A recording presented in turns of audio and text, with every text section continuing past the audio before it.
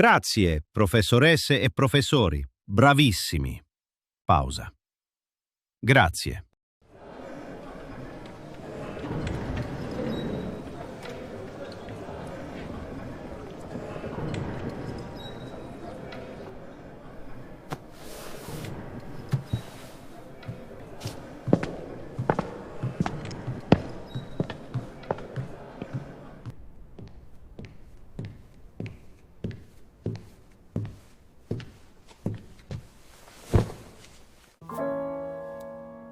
Buonasera, Maestro Noto です。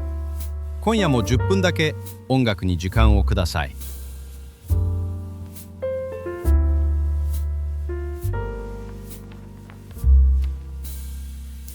今夜お話しするのはフランツ・シューベルト。31年という驚くほど短い生涯を生きた作曲家です。彼が残した作品の数は交響曲9曲、ピアノソナタ21曲、そして歌曲は600曲を超えます。31年で600曲以上。単純計算すると生涯のほぼ毎週新しい歌曲を書き続けていたことになります。でも彼の名前が広く知られるようになったのは実は死後のことでした。生前のシューベルトは大きなコンサートホールとはほぼ無縁の人生を送りました。それでも彼は書き続けた。なぜそんなことができたのか、今夜はその答えを探しに行きましょう。Apriamo il sipario。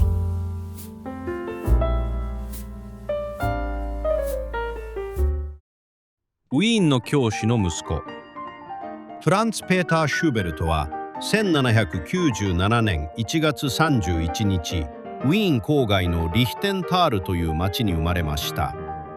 父フランツ・テオドールは小学校の教師で、母は料理人の娘。決して裕福ではありませんでしたが、家族全員が楽器を手にする音楽の絶えない家庭でした。兄たちと共にバイオリンを学んだフランツは、幼い頃からその才能が際立っていました。父から最初の手ほどきを受け、やがて近くの教会のオルガニストの下で本格的な音楽教育を受け始めます。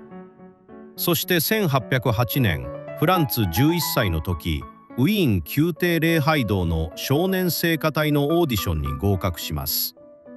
この聖歌隊は後のウィーン少年合唱団となるものです。ヨーロッパ中にその名を轟かせることになるあの合唱団の前身です。寄宿舎での生活が始まりました。友人ができ、音楽漬けの毎日が続き、そしてここで彼はアントニオ・サリエリから作曲の指導を受け始めます。サリエリはウィーンで最も影響力のある音楽教師の一人でした。その厳格な指導の下で、少年シューベルトは大法、和声、音楽の構造を体に叩き込んでいきました。17歳の一晩と歌曲の黄金期。1813年、変声期を迎えたシューベルトは聖歌隊を退団します。父の希望もあり、翌年から父の学校で教師の助手として働き始めました。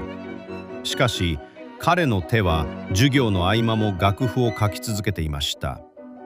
1814年10月19日、シューベルト17歳。この日の記録が残っています。彼はゲーテの詩に音楽をつけました。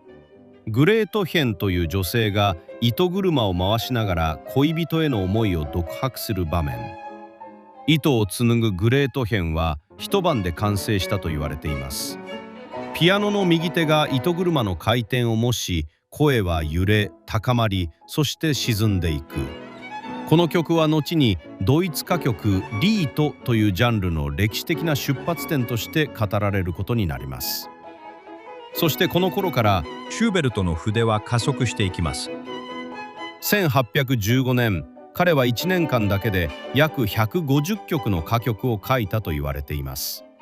その中の一つが魔王です。ゲーテの詩をもとにしたこの曲は、嵐の世に病の子を抱えて馬を走らせる父親と子を連れ去ろうとする魔王の声が絡み合う緊迫した物語です。ピアノが疾走する馬の蹄の音を刻み続け、父、子、魔王、語り手、4つの声を一人のピアノと一人の歌声だけで描き切るシューベルト18歳の作品です。同じ時期に書かれたノバラは対照的に清らかで穏やかな一曲です。少年が野原に近づき、バラが差し返す。ゲーテの短い詩に寄り添った誰もが一度聞けば忘れられない旋律。今日でもドイツ語圏の子どもたちが学校で歌い継いでいます。そしてマス。川の中を泳ぐマスが釣り人に捕まえられる様子を描いたこの歌曲は、後にピアノ50奏曲マスの主題にもなります。弾むようなピアノの音型と伸びやかな旋律、シューベルトの明るい側面が凝縮された一曲です。シューベルティアーデという世界。1817年、シューベルトはついに教団を離れ、作曲家として生きることを選びます。彼の周りには友人たちがいました。詩人のフランツ・フォン・ショーバー、画家のモーリッツ・フォン・シュヴィント、歌手のヨハン・ミヒャエル・フォーグル。才能ある若者たちが集まり、彼の音楽を愛し支えました。そして生まれたのがシューベルティアーデです。誰かの家の居間に友人たちが集い、シューベルトがピアノを弾き、フォーグルが歌い、皆でその音楽を初めて聴く。そんな夜がウィーン中で繰り返されました。コンサートホールでもなく、貴族の公園でもなく、明かりの灯った部屋と信頼できる友人たちとできたばかりの楽譜。それがシューベルトにとっての徴収でした。ただ、生活の現実は厳しいものでした。楽譜の出版社から受け取る報酬はわずかで、友人の部屋を転々とし、時に眼鏡を質に入れなければならないほどの貧困に陥ることもありました。それでも彼の手は止まりませんでした。影、25歳の転機。1822年、シューベルト25歳。彼は梅毒に感染します。当時、梅毒は不治の病に近いものでした。治療のために使われた水銀は激しい副作用をもたらし、髪が抜け、体が蝕まれていく。シューベルトはその苦しみの中で手紙にこう書いています。私は世界で最も不幸で最も哀れな人間だ。しかし、この経験が彼の音楽の深さを根本から変えていきます。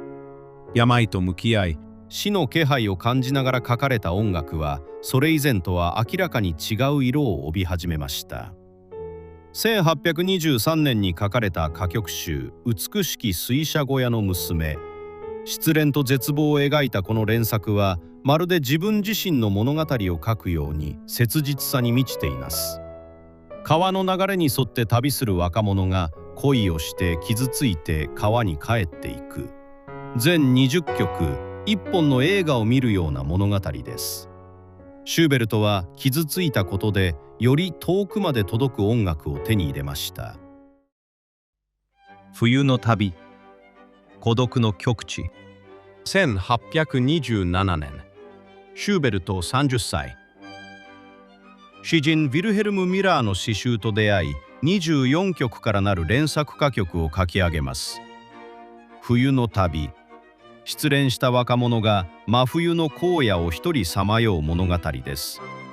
村を追われ、雪の中を歩き、カラスに後をつけられ、辻音楽師と出会い、そして最後まで救いは訪れません。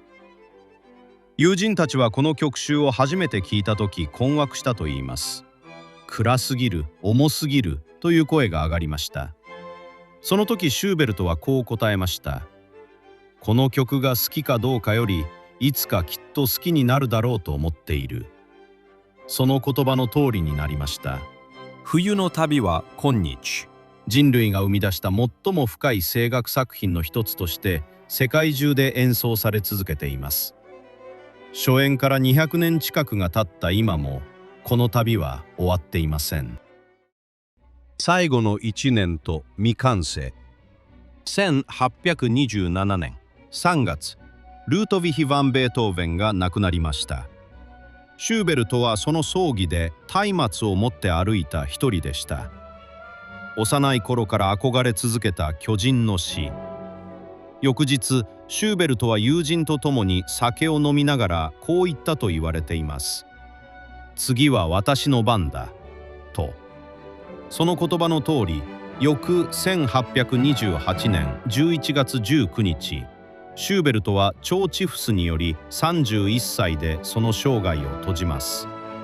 しかし、この最後の1年は信じられないほど充実していました。3曲のピアノソナタ、弦楽50奏曲、ミサ曲、死の直前まで傑作が生まれ続けました。そして未完成交響曲、交響曲第8番。2楽章しか完成されなかったこの曲がなぜそのまま残されたのか、今でも明確な答えは分かっていません。ただ、未完成というその状態のまま後世に受け継がれたこの音楽は、完成した交響曲と同じように、いや、それ以上に聴く者の心の中で何かを問い続けています。シューベルトが亡くなった時、彼の部屋には膨大な未発表の楽譜が残されていました。友人たちが一枚一枚整理し、出版社に持ち込み、演奏することで、彼の音楽は少しずつ世界へ届いていきました。交響曲第9番「ザ・グレート」が初演されたのは彼の死から11年後のことです。未完成が初めて演奏されたのは死後37年が経った1865年のことでした。生前には届かなかった音楽が時間をかけて世界の耳に届いていった。シューベルトの音楽は友人たちの部屋の明かりの中で生まれ、200年近い時間をかけて今夜ここまで届きました。音楽は時間を超える。31年の生涯が今もなおこうして響き続けています。